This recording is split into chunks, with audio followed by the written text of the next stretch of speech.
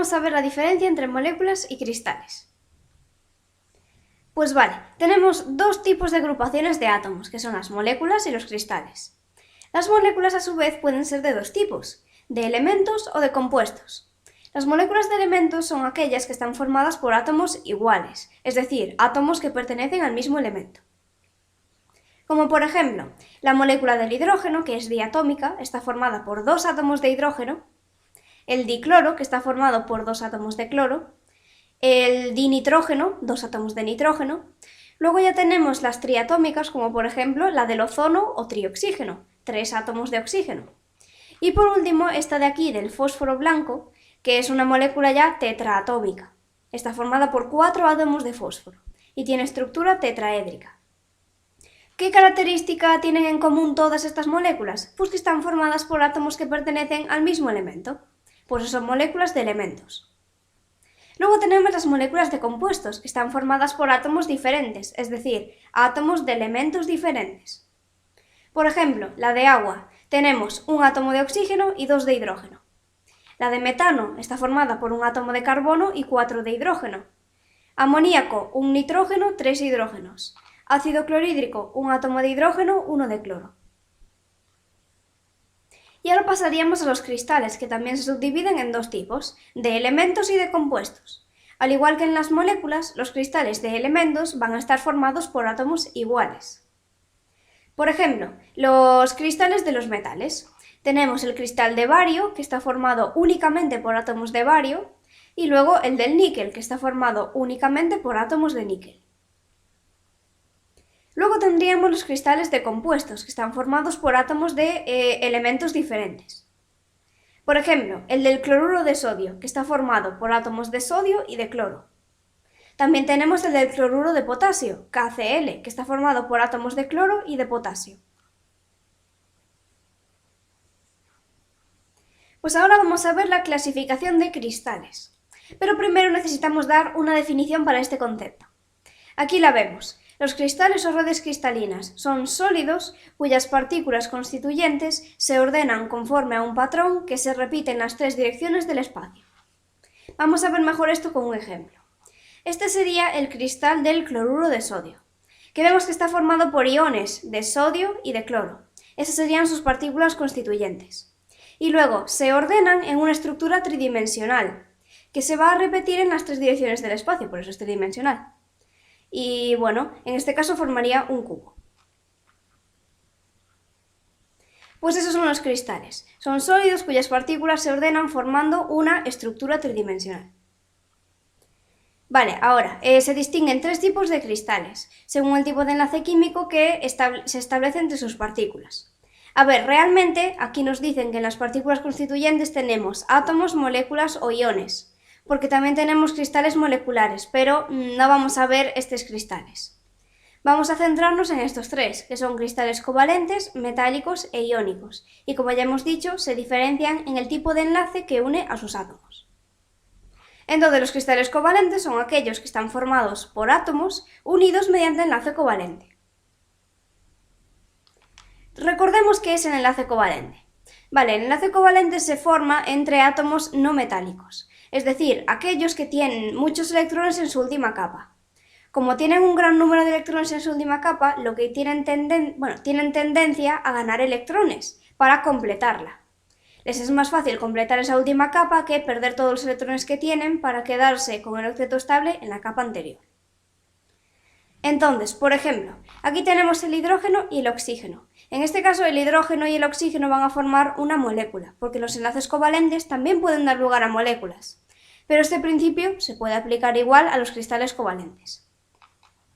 Pues bueno, la molécula de agua, ¿cómo se forma? Tenemos dos átomos de hidrógeno y uno de oxígeno. El oxígeno tiene en su última capa 6 electrones. Quiere ganar 2 para completarla. Y el hidrógeno tiene un electrón en su última capa y solo necesita 1 para estar estable. Entonces, ¿qué ocurre? Como estos átomos son muy electronegativos, ninguno va a ceder sus electrones. La única manera que tienen de unirse es compartiendo electrones. Entonces, el hidrógeno, bueno, aquí lo vemos, el hidrógeno va a compartir su electrón con uno del oxígeno Y el otro hidrógeno va a hacer lo mismo, de tal manera que el oxígeno va a quedar con 1, 2, 3, 4, 5, 6, 7, 8 electrones en su última capa, y cada uno de los hidrógenos se va a quedar con 2 electrones en su última capa. Ya están todos estables. Aquí tenemos lo mismo que acabamos de decir y otro ejemplo. Tenemos la molécula de cloro, que es dicloro. Está formada por 2 átomos de cloro.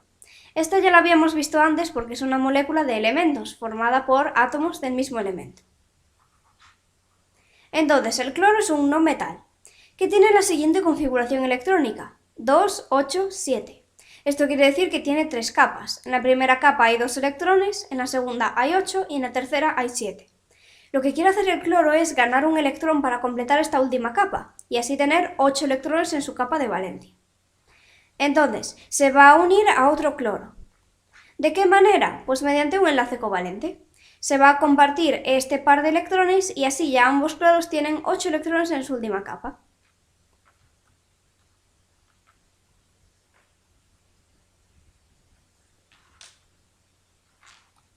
Vale, entonces, ¿qué ejemplos de cristales covalentes tenemos? El diamante.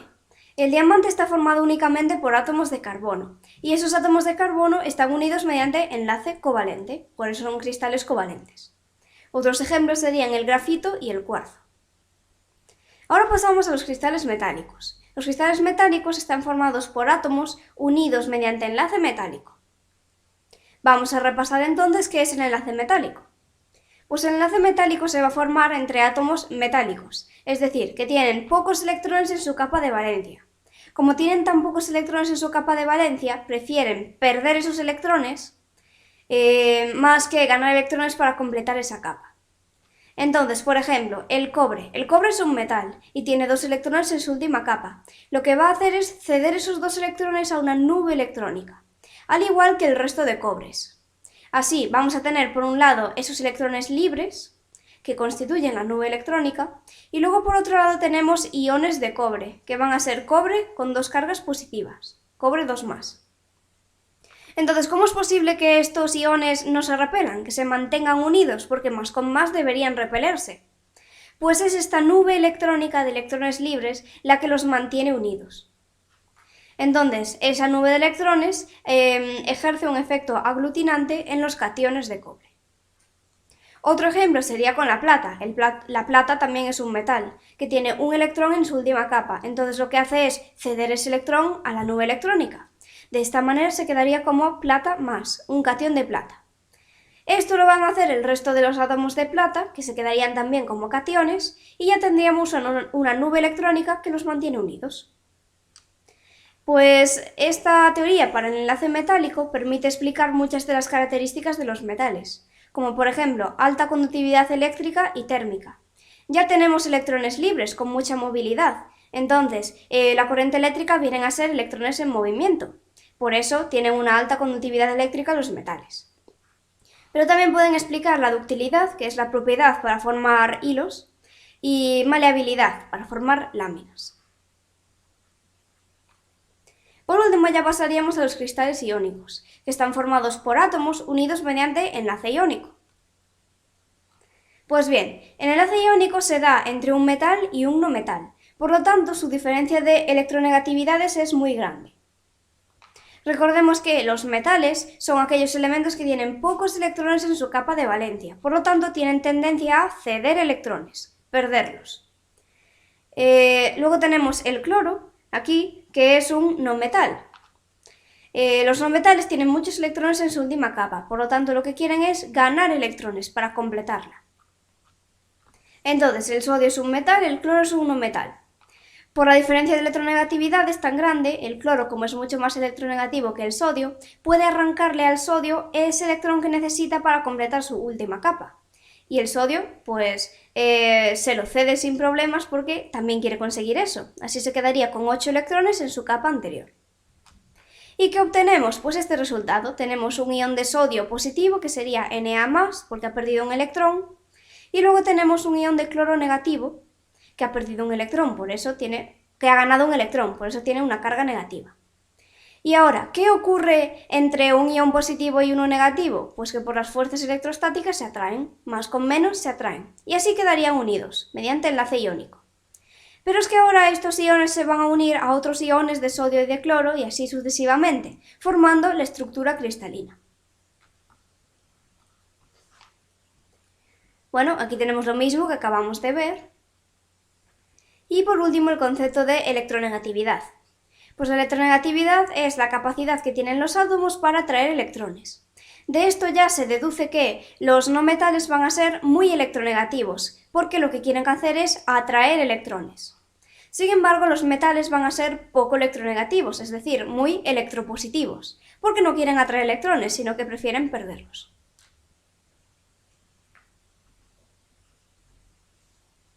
Y aquí tenemos ya un resumen de los enlaces químicos y las estructuras a las que van a dar lugar. Pues los enlaces químicos pueden ser iónico, covalente o metálico. El enlace iónico se da entre un metal y un no metal, y solo puede formar cristales, como por ejemplo el cristal del cloruro de sodio. Luego tenemos el enlace covalente, que se da entre no metales. El enlace covalente puede dar lugar a moléculas o a cristales. Moléculas como la del tetracloruro de carbono y cristales como el del diamante. Aquí ya podemos ver cuál es la diferencia entre una molécula y un cristal. En una molécula sabemos exactamente cuántos átomos la componen. Por ejemplo, en el tetracloruro de carbono tenemos 5 átomos, uno es de carbono y 4 son de cloro. Pero en el caso de los cristales no sabemos cuántos átomos forman ese cristal. Lo que sí sabemos es la proporción en la que se encuentran. Por ejemplo, para el cloruro de sodio no sabemos cuántos átomos de cloro y de sodio forman el cristal, pero sí que se encuentra en una proporción 1 a 1, es decir, hay un átomo de cloro por cada átomo de sodio. En el caso del diamante, bueno, está formado todo por átomos de carbono, por lo tanto su fórmula va a ser C. Por último tenemos el enlace metálico, que solo puede formar cristales. Y, por ejemplo, tendríamos el cristal de cobre, que es este. Para finalizar, aquí tenemos el mismo esquema, con los tipos de enlace y las estructuras a las que dan lugar, pero ya con ejemplos reales. Este sería el cristal de la sal común, que es un cristal iónico, al igual que la fluorita.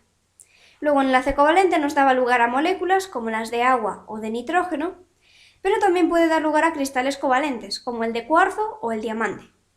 Y por último tenemos el enlace metálico, que da lugar solo a cristales metálicos, como el de cobre o el iridio.